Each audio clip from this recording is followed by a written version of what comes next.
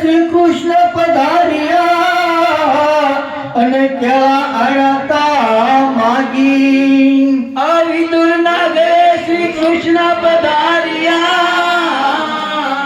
અને કેળા માગી આ ગર્ભ કાઢીને સાલ ખવડાવી આ ગર્ભ કાઢીને સાલ ખવડાવી દેવાલે તોય ના જોયું જાગીને